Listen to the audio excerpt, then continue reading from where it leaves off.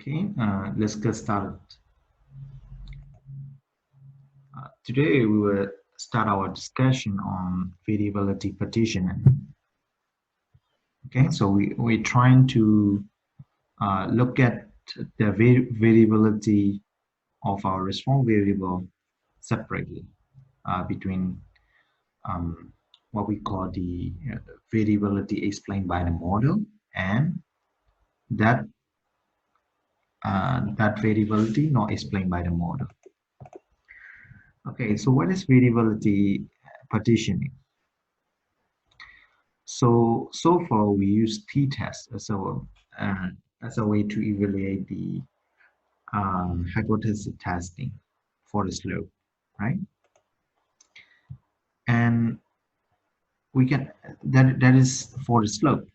The other thing is we can evaluate the whole model by considering the variability of our response variable and how much the variability is explained by x, which is explanatory variable, compared to the unexplained variability. Okay, so how do we even look at the partitioning? Okay, so we will look at the partitioning of our variability, which are basically called the errors. Okay, by analysis of variance Anova.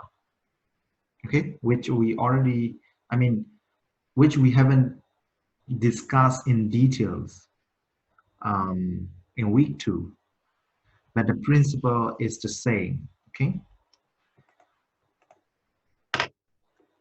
Okay, so basically in here we will dive a little in detail about the Anova calculation.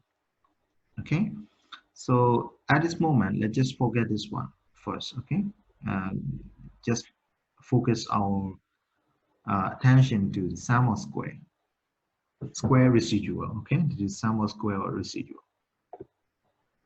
So how do we look at the variability? Okay, so variability is reflected by the residual. Okay, so basically it is the same as calculating as the standard deviation or variances. Okay, so we are looking at the variances. Okay, so we will look at the total variability. Okay, of our response variable. So basically what we did is we look at the variance. Okay, so this is the variance. Why? Because we subtract the observed value with the mean of y. Okay, and then square and then sum every data point. Okay, so essentially this is how we calculate standard deviation of variance. Okay, so we call this total variability in y. And then we also need to know how much this can be explained by our model and not explained by the model. Okay, so we have our observed data, and then we have predicted data. Okay, that is the we call this fitted value. Okay, we use explanatory variable and got the corresponding fitted value for an explanatory variable. Okay, and then we subtract each other, which is basically how we calculate our residual. Okay, so we call them sum of square residual. Okay, so this explains how much is the gap between our observed data and our fitted value. Okay, and this is also the same as the least square. Okay, basically this is the error. Okay, and next we subtract the two. Okay, we got a total, we got a residual, and then when we subtract these two numbers, we will get the amount explained by the model. Okay, amount of variability of response variable explained by the model. So this is basically how we calculate our partitioning of the variability. Essentially, this is residual or errors. Okay, So if we look at our example here, this is the biological IQ and the 4-star IQ. Okay, our response variable is the 4-star IQ. So we look at when we look at this table, we have two rows. Okay, the first one is the variability explained by the biological IQ, which is our model, and then the second row is the variability explained by the residual, which is unexplained variability. Okay, which is basically residual. So we use biological IQ. So we have we use 1 degree of freedom. Okay, and the rest is 25 degree of freedom. And then sum of square this one. Okay, sum of square residual. Okay, so basically we got the total around 6,700. And then our biological IQ contribute to 52,000, which is a lot. So we can say that, okay, biological IQ explain a lot. Okay, that's why this corresponds to our R square value. Okay, this this proportion is basically R square value. Anyway, and this is the mean square. Okay, so when we calculate the mean square error, so when we calculate this error, we look at their mean, and finally we calculate the F value based on these based on this. Okay, so okay, let's look at one by one. So we got total degree of freedom, we got 27 observation, and we use 1 degree of freedom. Okay, which is the intercept. Okay, we use the intercept, so we only have 1 degree of we already use a 1 degree of freedom. And that one, when we use the regression parameter, which is the slope, okay, we only have one, so we use another one. And then our residual is 26 minus 1, which is 25. Okay, all these sum up to 27, which is our sample size. Okay, so next, what we have is a mean square of regression. Okay, so we look at the error, sum of errors, and then look at their means. And so how do we calculate it? We calculate the mean of square errors is dividing the sum of square divided by degree of freedom. And then our mean square for residual is the same, okay? But this is for the residual, okay? And then for after statistics, we calculate the ratio of this regression by residual. Okay, what we got is the F value, and then to calculate the P value, which is basically hypothesis testing. So we set our hypothesis testing, which is beta 1 is equal to 0, and alternative hypothesis is beta 1 is not equal to 0. And then we calculate the P value using F distribution. So we got a very small P. And then let's say that, okay, we have enough evidence that slope is significantly different than 0. Okay, so we say that biological IQ is a significant predictor. Okay, so this is how you calculate the Anova value and look at the significance of the variable. Okay, and R squared is also the same. Okay, so I've already discussed this. R squared is basically the proportion of variability explained in Y divided by the total errors. Okay.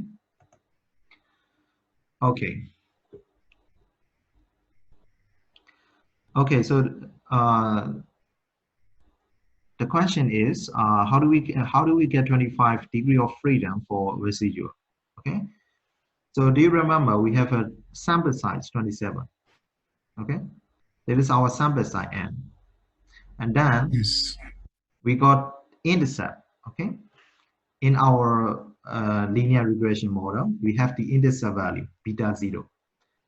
Okay, which is a parameter, so we reduce 1 degree of freedom. So that's why we only have 26 here. Okay, degree of freedom mean when we use one value in the set, that value is fixed. So we don't have any freedom at all. Okay. So that's why we have to subtract the value. Okay. Anyway, that is another concept. So that is how you calculate it. Okay. N minus slope n minus intercept, which is basically 26. And then we got one explanatory variable, which is biological IQ. Okay, so we got a value, the slope value, and then that is a fixed value, okay, which is a constant value. So we have to reduce the degree of freedom because that value is fixed. Okay, so that's why we subtract 26 minus 1. That's why we have a residual 25. Thank you. Okay. So R squared is the same. So R squared is basically and this one divided by the total variability. Okay, this is a proportion of variability in Y is given by the model. So if that this is large, it is good, right? So linear relationship between X and Y exists. If R squared is small, then evidence is not reliable, not convincing. So how do we calculate R squared? We can calculate from correlation coefficient. Okay, we square the correlation coefficient, or we can use from the partitioning, variability partition, okay, which we can calculate the same number. Okay, so here is a demonstration of the two ways, the two methods to calculate the R squared. Okay, so which is the same. So we have correlation coefficient and we square them and the same. And then this is the Anova output, analysis of variance output of the model, of the linear model. So we can just plug in the value, okay, 522 and divided by the total number. So we got same value of R squared.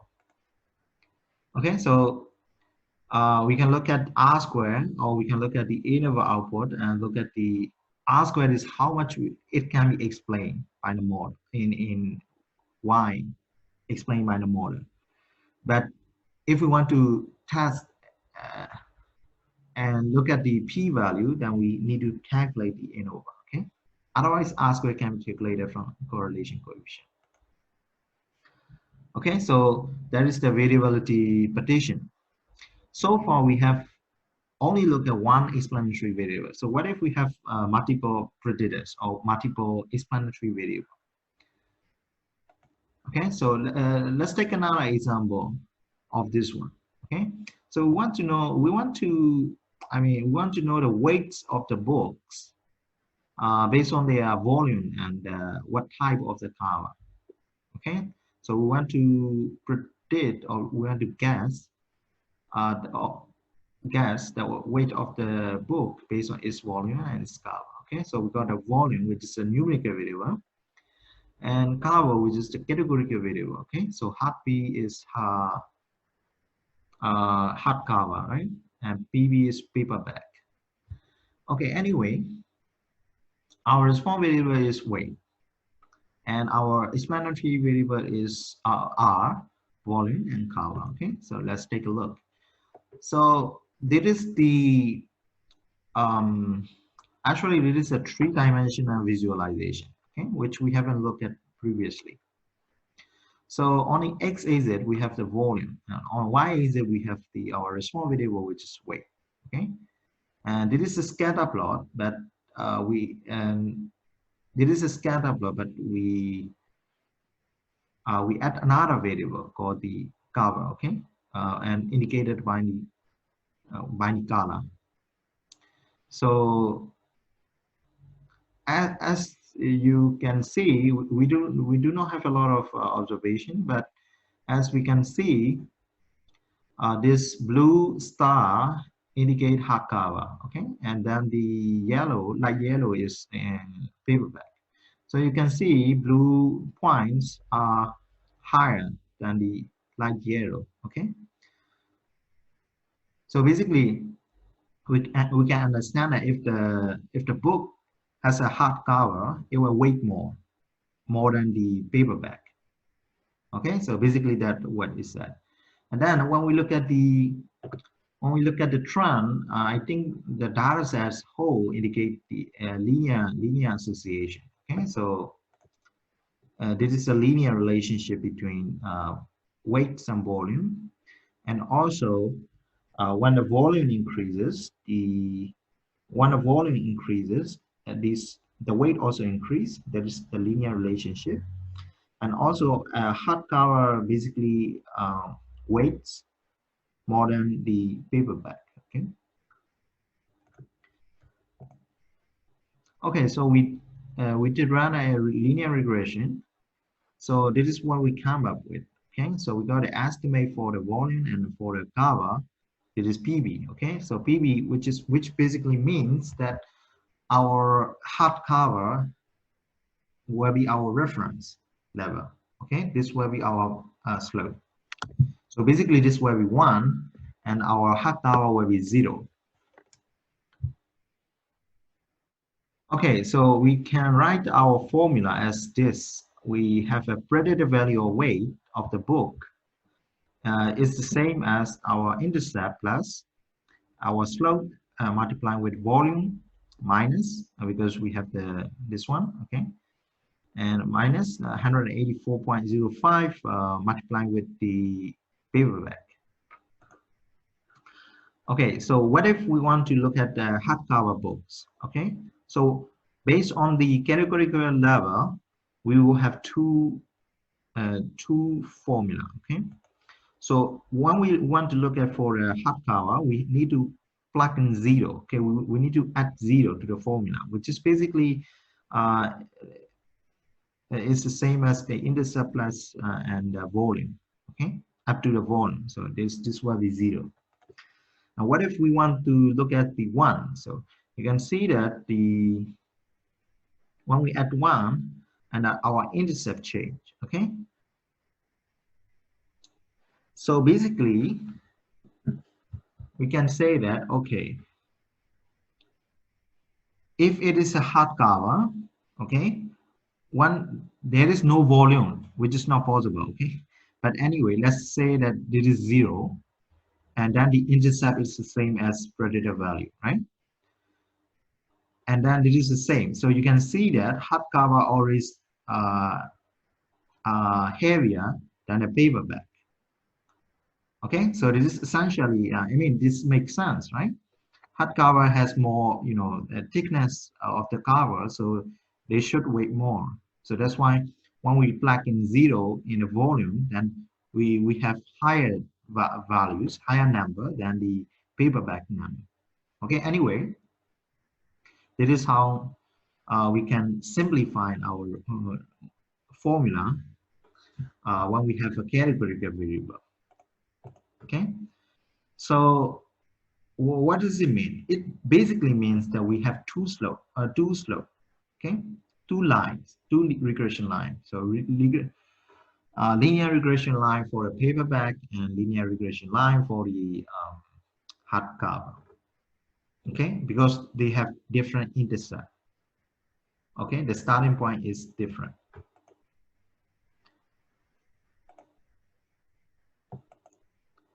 Okay, so how do we interpret the regression parameter, the slope? Okay, so for the volume, so we need to say that, okay, everything else should be held constant. Okay, for the hardcover should be 0, and everything else should be held constant. And for 1 cubic centimeter increase in volume, okay, so you need to specify the unit correctly. For each 1 cubic centimeter increase in volume, the model predicts the books to be heavier on average 0.72 gram. Okay, so for a slow book cover, and that also we need to put the volume as constant. Okay, if we held everything else constant, then model predicts the paperback books weight 184.05 grams lower than the hardcover books. Okay, so that is always a comparison. So that's why we got a negative trend. Okay, compared to the hardcover book, we got a lower value in weights on average. Okay. Okay, what about the intercept? Basically, we do not interpret the intercept because there is no book without volume. Okay, so it is meaningless to interpret it. Okay, so basically, this is coming from a mathematical formula, and we just use it to draw a separate line. Okay, this intercept is separate for paperback and hardcover. Okay, so basically that is our um, outputs from a linear regression model with multiple explanatory variable, and that is basically trying to find out the relationship between variables. At the next step, we can do the prediction. Okay, so we can predict the weight of the paperback if some values is given. Okay, so they say it is a paperback, so our reference is half cover, so we put one in instead of PV.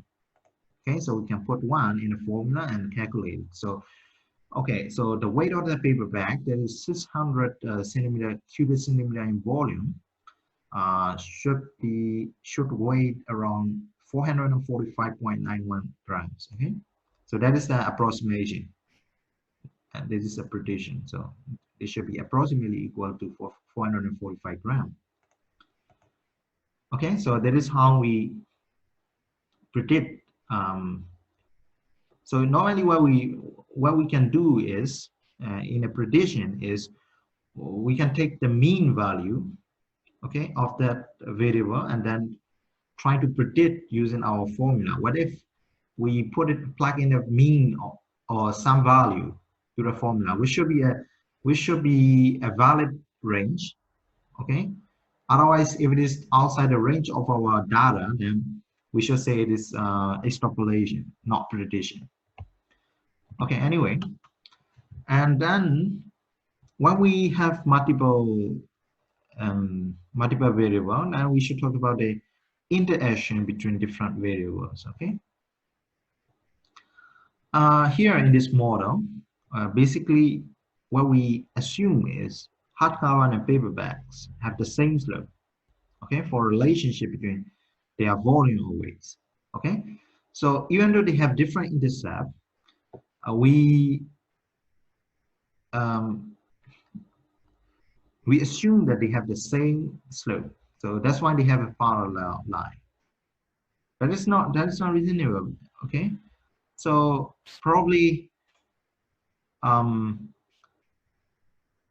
the thing up compared to the paperback, when we have a hardcover, which can be, when the volume is increasing, then maybe the book manufacturer add some kind of materials or something, and that will make the slope change. Okay, in reality this may not be the parallel value. I mean, this slope can change based on a volume, but we just assume that the slope is the same for two intercept. Okay,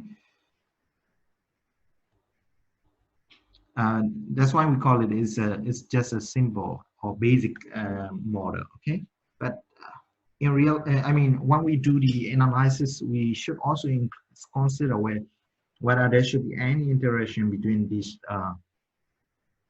the two variable, okay, the cover and the volume. But anyway, this is like interaction we can even discuss the whole course. So this is simply beyond the scope. Okay, so we won't cover here. So anyhow, let's try to look at this exercise. So which of the following is the correct calculation of the predicted weight of a hardcover book? That is 450 cubic centimeter. Okay, so it should be fairly easy. Okay, so we got the hardcover. Okay, and then we got the volume. So you just plug in the correct one. Okay, so for hardcover, we just see our reference value, so it should be 0, right? So we will look at the value with 0. Okay, and then the volume is 0.72, so this one is 0.7, okay, 0.72, 0.72. So we got 2, 0, but our slope for the curve is minus 84. So this one. Okay, so the final, the correct answer is the last option.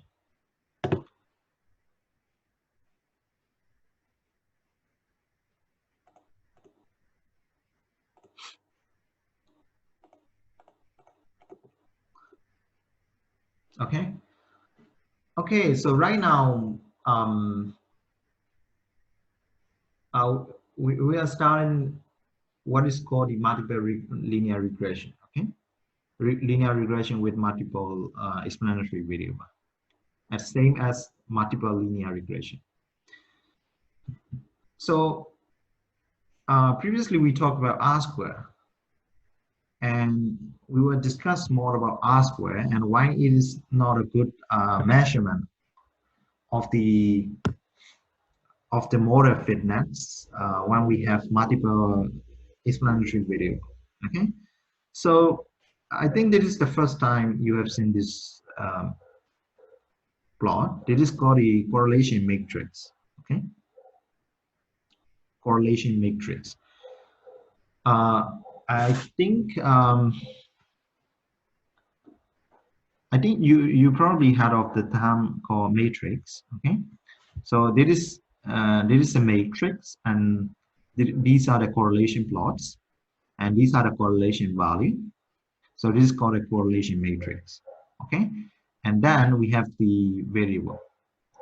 So basically, this correlation matrix can be applied to all numerical data. I mean, in R, not as a statistical data type. But anyway, let's take a how do we even look at this one? Okay, it's too much.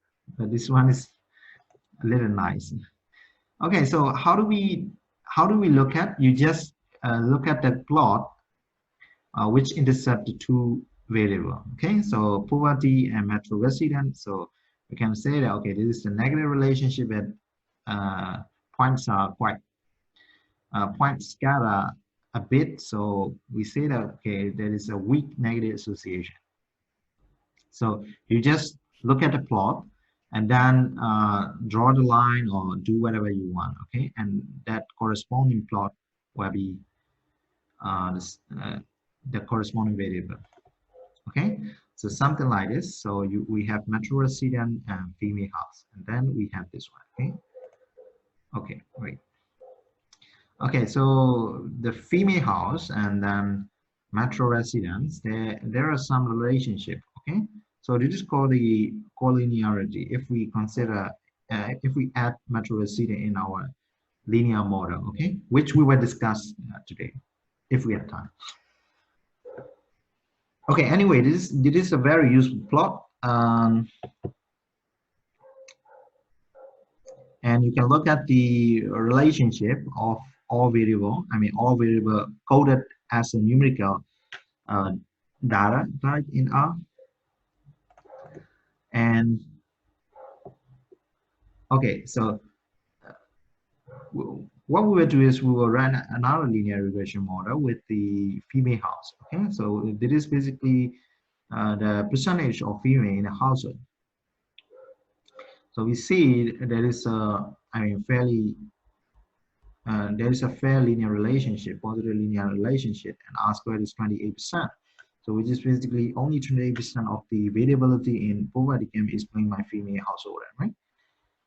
And we got the estimate, okay, for a female female percentage in household, which is 0.69. So we can say that if there is a 1% increase in female in household, we can expect a 0.69% increase in poverty. Okay, and that is significant. Okay, so well, we will take a look at the R square. Okay, we will look at R square and 28%. Okay, so anyway, forget this R code, which we have done, yesterday, right? So actually, this is how you calculate the Anova output of the linear regression model. But let's skip this. Okay, anyway, we can say, okay, wait.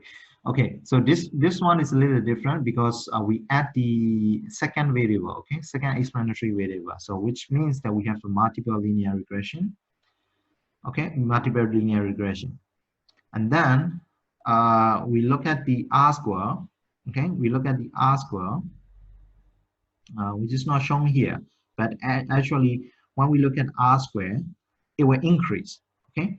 So the concept here is when you add more explanatory variable, R square will always increase, which does not indicate that this is a good thing to add more variable, okay? Because it will always increase. So what we have to do is we have to adjust R square, okay? We have to adjust R square. We will demonstrate more. But this is the formula to adjust R square using the Anova output, okay?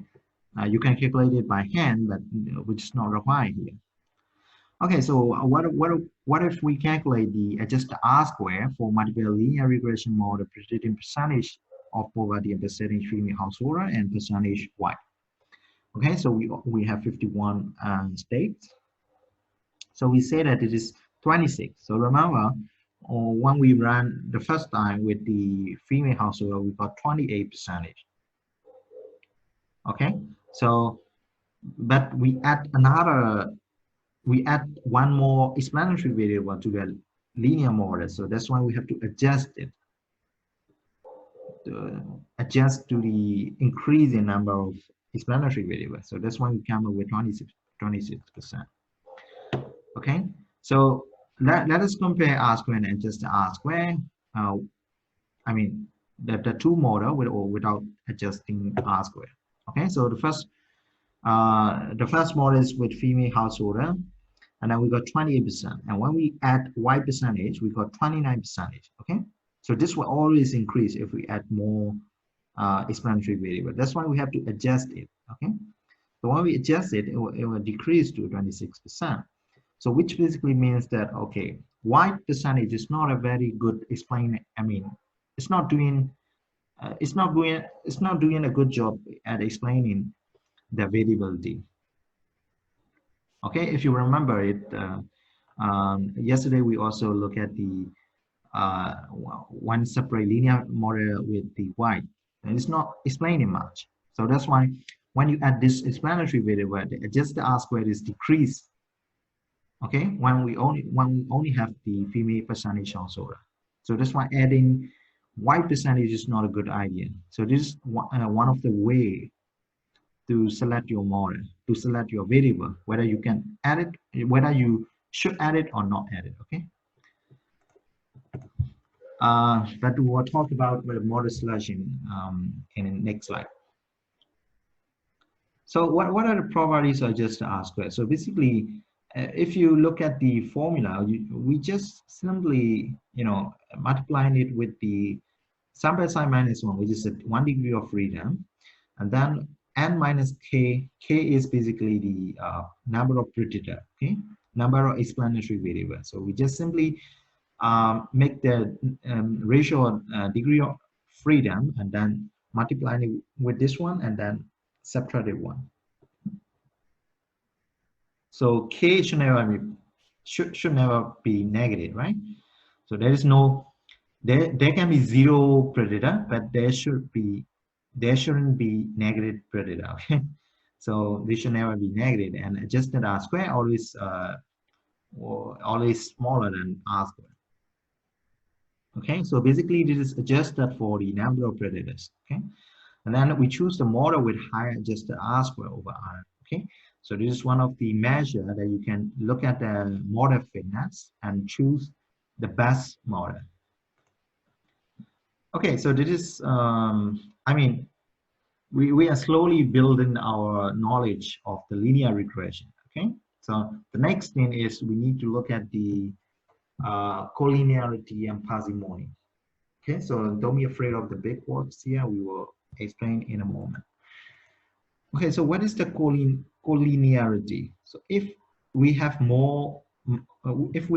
multiple explanatory variable, and out of these, if our two explanatory variables are collinear, I mean, it is there is a linear association, and there is a relationship between the two variables, then we say that, okay, they are collinear, which basically means that they are related to each other. Okay, so remember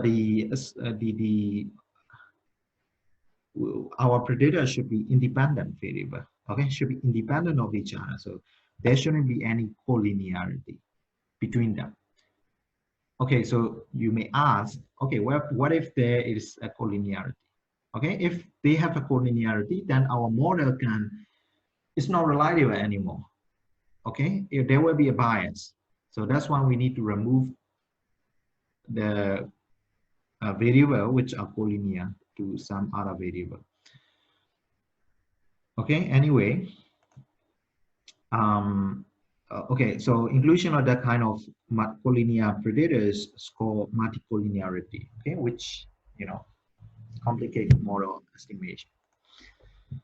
Okay, so we can look at this one. Okay, so basically what we will look at is our response is poverty. We add white and female percentage. Okay, so why don't we look at their associationship? So you can see that female household random white percentage is the negative association. Okay, so basically they are correlated with each other. So that's why it's a good idea to remove it. Okay, and then we have another terminology, and okay, that terminology is not important. Okay, concept is important. So basically, we want to avoid adding predators associated each other. Okay, because even adding such variable, we do not get nothing new. Okay. Okay, so we want the simplest best model, which basically means, okay, you have two models. One is one model with one explanatory variable and one model with 5 explanatory variable, and you got the same R square value. And then you need to choose the simplest best model, because that way you can, I mean, simplicity is better, right? That's why we use the parsimonious model. So there is a concept called Occam's razor, okay, which is among competing hypotheses, the one with the fewest assumptions should be selected. Okay. Anyway, if we add collinear variable, there will be bias, and then it is impossible to avoid collinearity. We can also use design experiment to control correlated predictor. Okay, so basically that is at the design level. Okay, so we will stop here because the time limit is up. So join the meeting again, and then we will continue.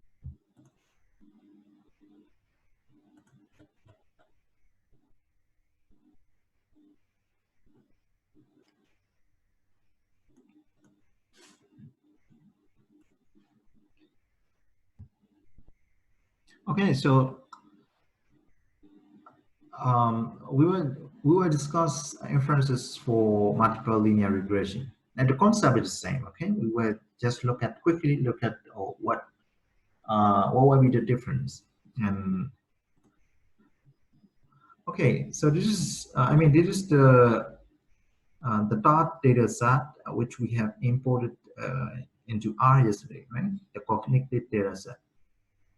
So this data set, we look at the cognitive test scores of 3 or 4 years old children and their characteristics or models. Okay, so this is the national longitudinal survey of youth, and the KID score is our response variable, and the rest is our explanatory variable. So we got 4 explanatory variables, which are of which 3 are numerical variable and 1 is categorical variable. Okay, so we will directly go to the inference. So we need to set our hypothesis. So basically the hypothesis is, okay, our slope are equal to 0. Okay, how many slope we have?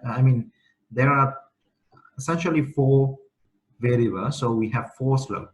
Okay, so it doesn't matter how many variables you have, but our assumption, the null hypothesis is always this. Okay, our slope is equal to 0.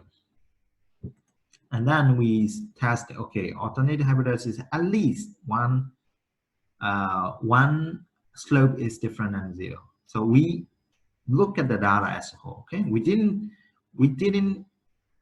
at this moment we didn't look at individual slope. Okay, we didn't test individual slope. We look at the model as a whole, and when then we calculated the F statistics and the p-value. So this is the same as the variability partitioning. Okay, for multiple linear regression. So we can say that, okay, at least one of the slope is different. So I mean, our model is significant as a whole comparing to the NAR model. Okay, NAR model basically means without explanatory variable. Okay, so since p-value less than 0.05, our model as a whole is significant. And then it is what it means. Okay, after sealing the significant result doesn't mean that model fixed the data well. Okay, so this F test does not mean that the model fixed the data well. It just means that, okay, at least one of the slope is non-zero. Okay. Okay. Here, and also F test does not yield significant result, does not mean the individual variable included as a whole are not good predictors of Y. Okay, so if this F test is not significant, then you can just assume that they are all rubbish. Okay, there could be some good predictors for Y. Okay, but what it means is the combination of these variables does not yield a good model. Okay, so this is only testing the combination as a whole. So you need to understand that point. Okay, so we want to test the slope individually. Okay, so we test it. So basically, hypothesis testing is the same, right? For the slope, so we use t-test, and then this one is significant. Okay, so whether or not man went to high school is a significant predictor of the cognitive test scores of children, given all other variables in the model as constant. Okay, so it is significant. And then you can look at the estimate, I mean, the effect size, okay, and look at the variable. So two variables have big effect size, okay. So you have 5, I mean, when we interpret this slope, if the moms goes to the high school, then it has I mean it will increase 5 units in the what is it, the kids test score. Otherwise it will, I mean, it will be 0. And if you look at the mom walking, so if the mom is walking compared to the mom not walking, and the kids test score will be 2-point difference. Okay, so these are called the effect size, but this is not significant. Okay, only mom go to high school and mom's IQ is significant. Okay, so the mechanics of testing slopes is the same. Okay, we already seen this point estimate minus NAR value and standard error, and then you plug in the corresponding symbol, and then we got this. Okay, but degree of freedom is a little bit different. Okay, when we got a simple linear model with one explanatory variable, we only did degree of freedom is equal to n-1. Okay, but when we have multiple explanatory variable, we have to also subtract the predictor. Okay, that is also important. Okay, so now we verify the t-score and calculate p-value. Okay, so this is exactly the same. So we calculate t based on our formula and degree of freedom. So basically we got using t distribution and looking at probability. So we use pt and plug in this value. And then we want to look at the middle 95%. So we got this one, okay, 0.0282. Okay.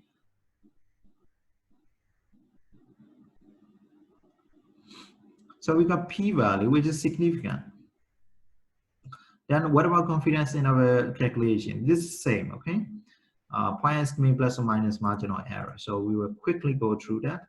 And you have already seen this, so I will skip this. So when we calculate the final 95% CI, we got minus 2.09 and 7.17. This is for mom walking, yes, right? So basically, our null hypothesis is the beta slope is equal to 0.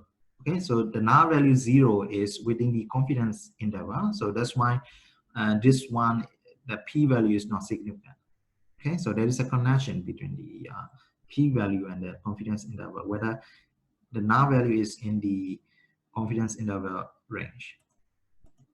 So anyway, how do we interpret the 95% CI if we have to interpret it? Okay, so we have to interpret it, okay, 95% confidence that all else being equal. Okay, this is important because we have multiple explanatory variable.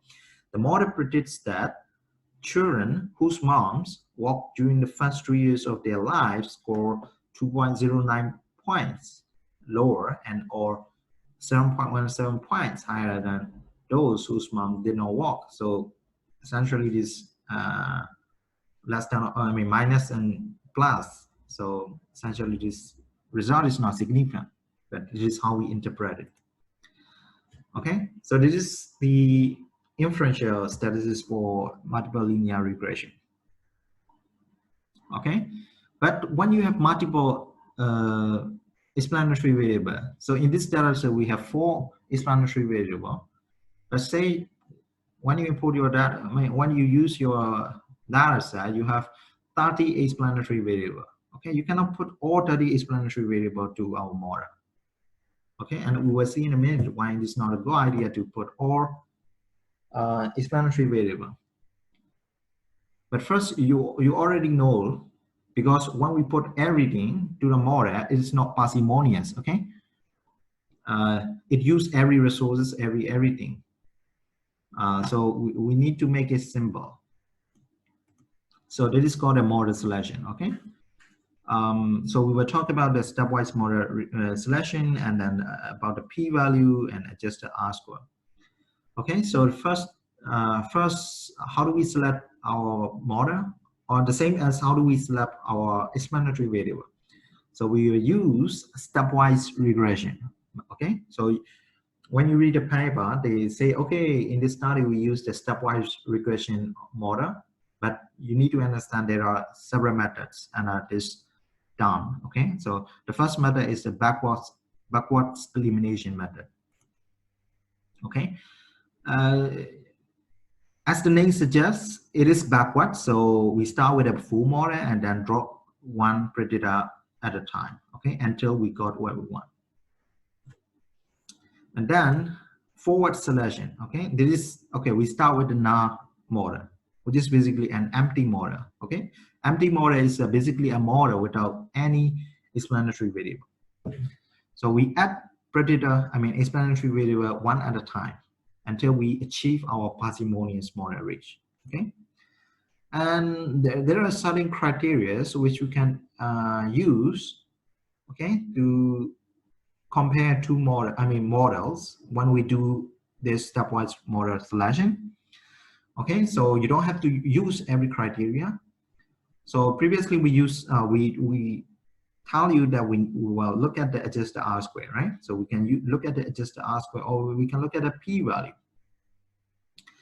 and we can also look at this criterion. Okay, FIT information criterion and Bayesian information criterion, these criterion.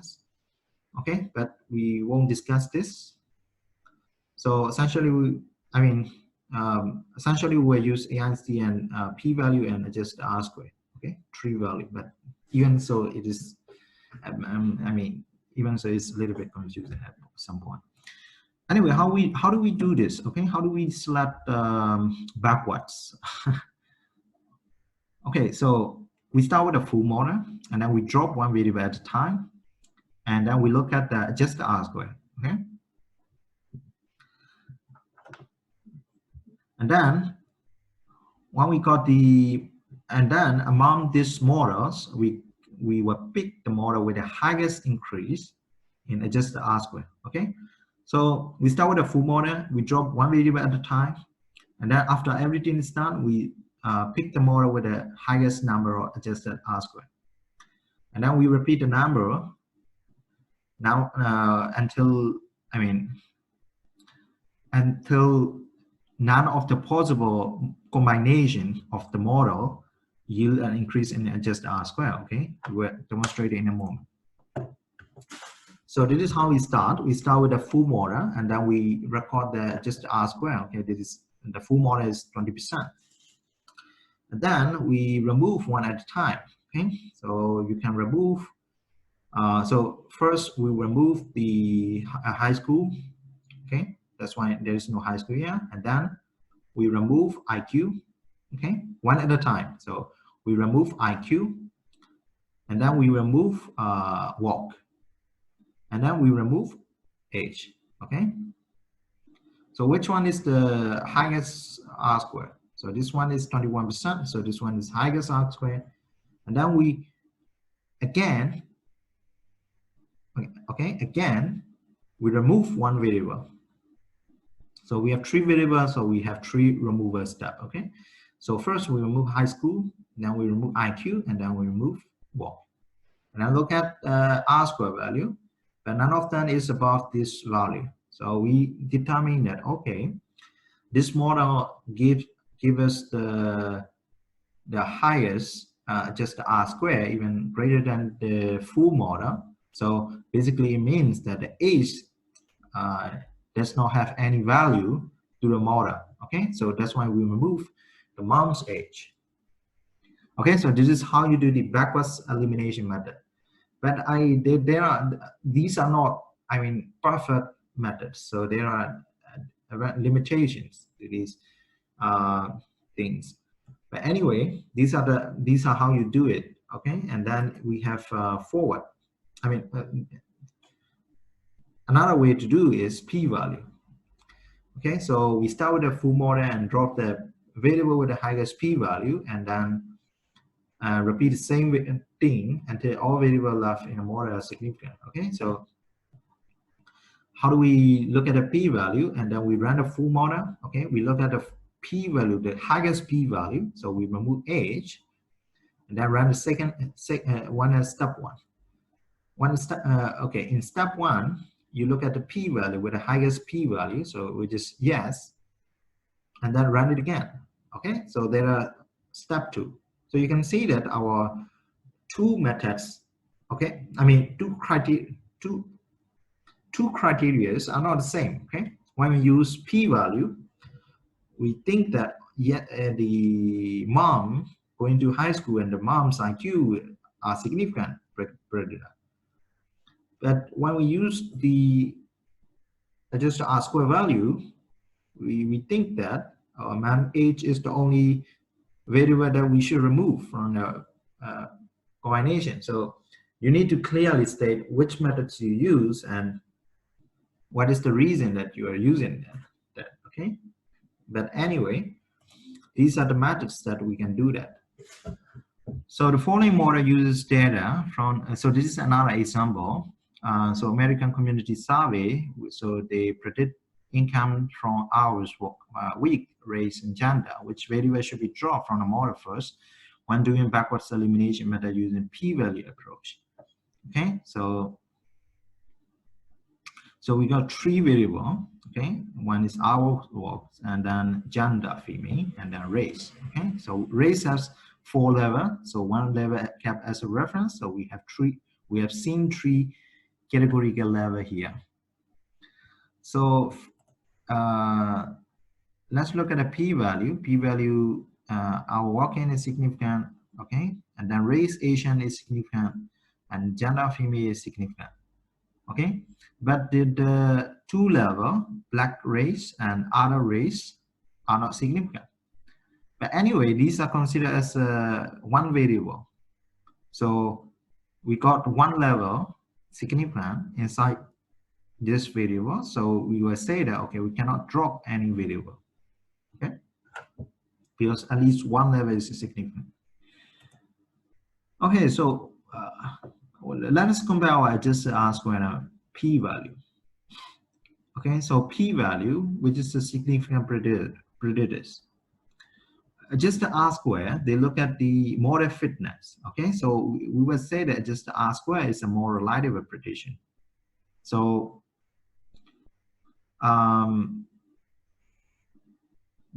based on these two are different methods, the usage.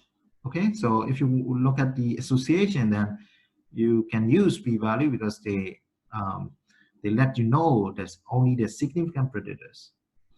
But when your problem is prediction, then you should use just the R square because they will give you a more data fitness of the model, model fitness.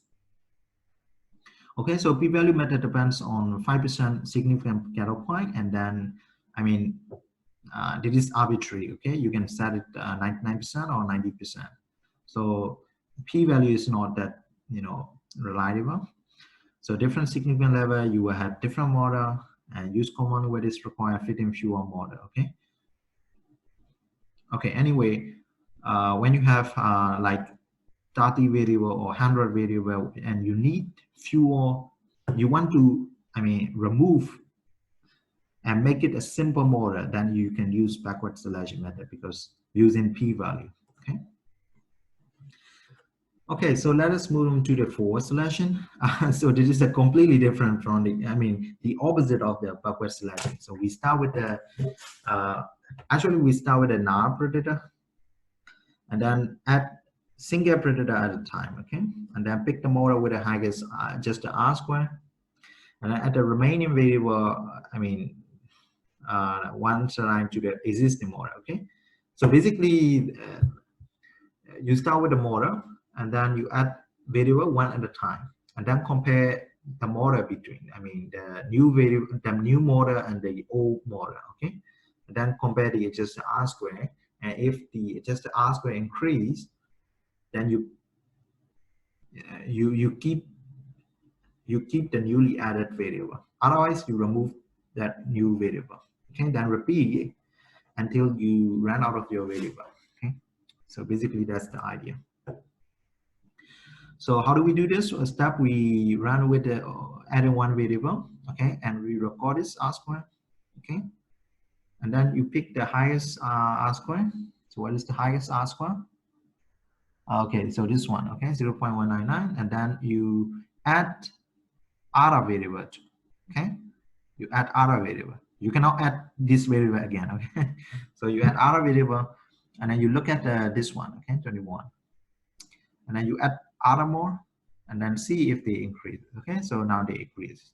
So using the just R square, even if you use forward or backward selection, based on your data, it's not always the case, but you will get similar final model. Okay.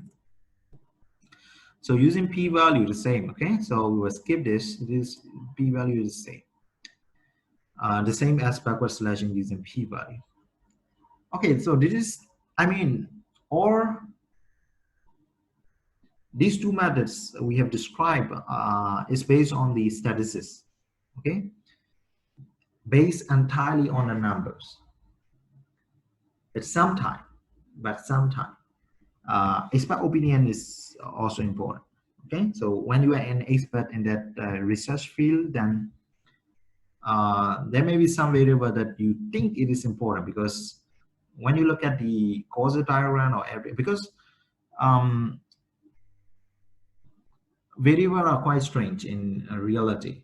So when you draw the causal pathway or any association pathway, then you think it is important, and you can add it, okay? Even though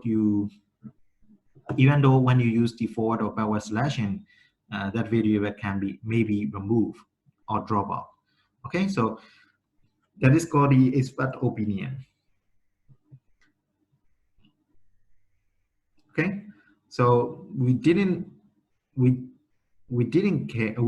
care whether it gives you a significant or higher adjusted R square or anything. Okay, we will put it in the model, or we will remove it from the model because it's not important at all.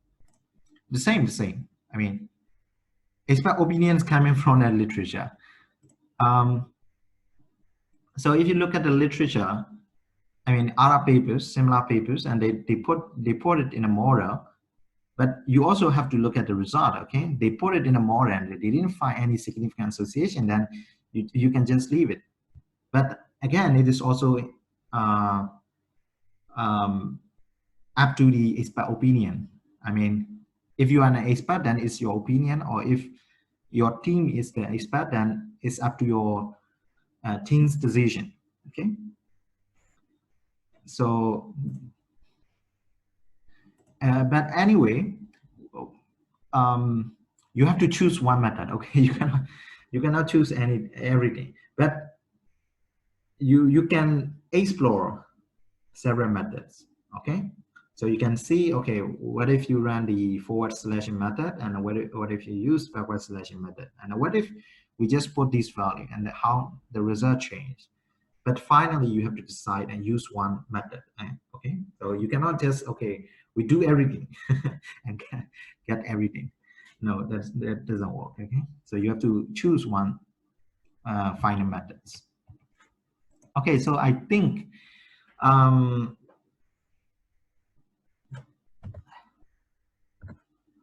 okay, I think we will stop here before we continue further. Okay, so I think this is the last topics, or I mean, the last session. I mean, the last lecture.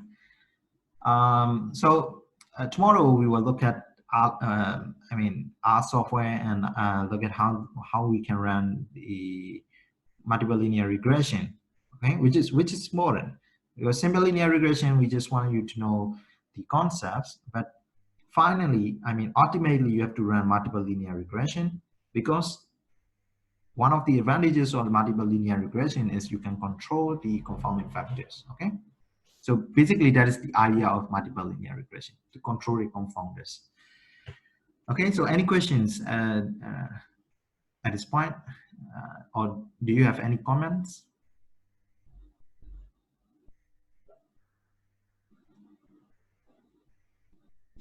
Okay, so if you don't have it, we will stop it now and then see you tomorrow.